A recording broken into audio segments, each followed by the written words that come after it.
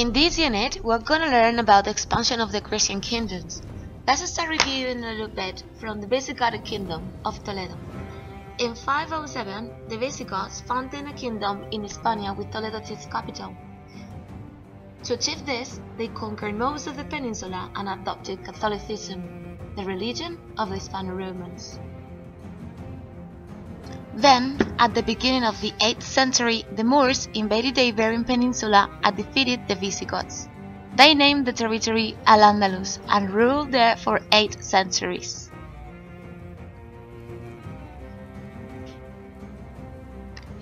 So, in 711, the Moors, who already dominated North Africa, defeated the Visigoth king Roderick at the Battle of Guadalete.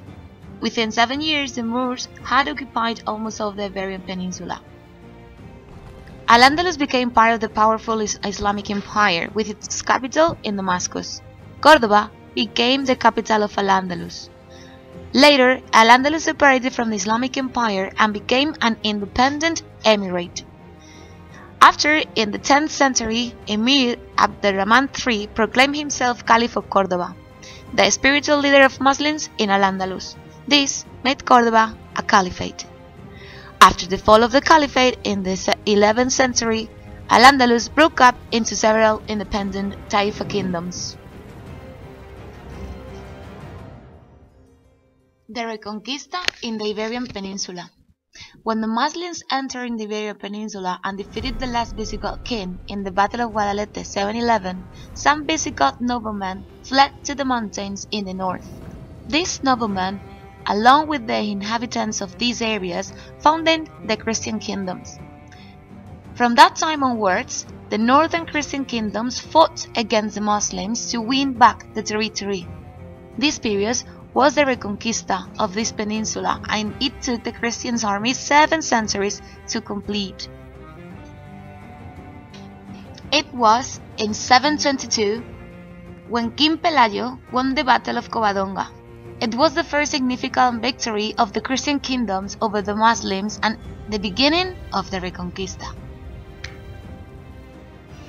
A fun fact is legends say that King Pelayo of Asturias saw a cross in the sky during the Battle of Covadonga. Then, rocks fell on the Muslim army and made them flee. This cross was named the Cross of Victory.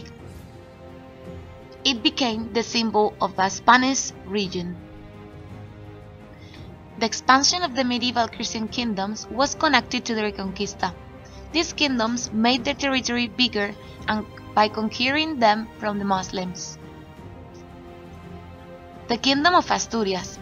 It was the first Christian kingdom in the peninsula.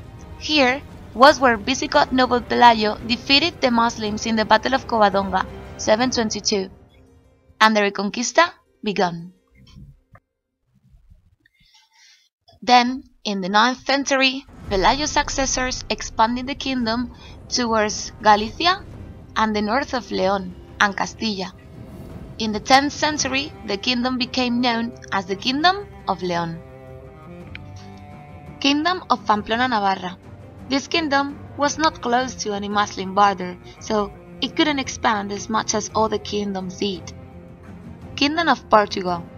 In the mid-12th century, the county of Portugal separated from the Kingdom of León and became an independent kingdom. Aragon and the Catalonian counties. These territories dominated the east of the peninsula. The counties of Aragon and the Catalonian counties was part of the Spanish March. In the 10th century, Barcelona won the independence of the County of Barcelona. In the 11th century, the County of Aragon became the independent Kingdom of Aragon. In the 12th century, the Kingdom of Aragon and the County of Barcelona joined and formed the Crown of Aragon. In the 13th century, the Kingdoms of Valencia and Mallorca joined them.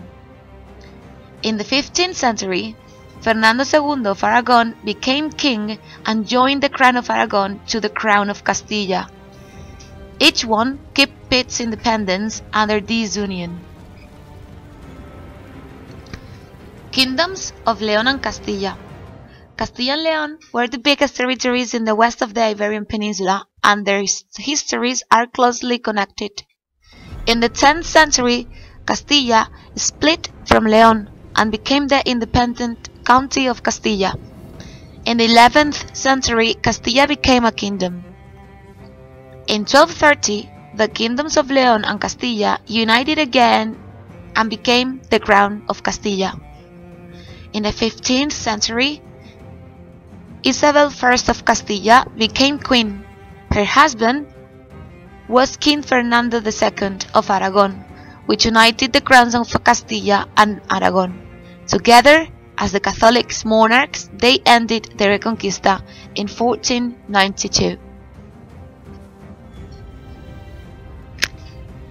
People from the Christian kingdoms repopulated the conquered lands.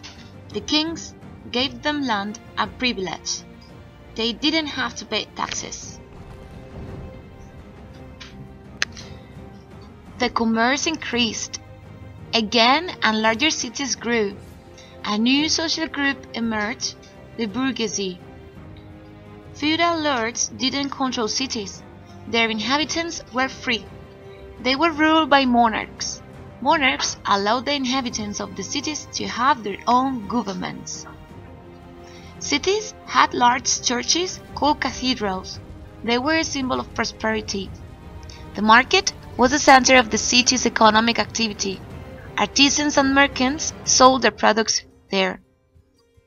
Many different people lived in the cities. The Jews lived in their own Jewish quarter. There were also Muslim quarters in many cities. Also, medieval cities were surrounded by walls for their protection.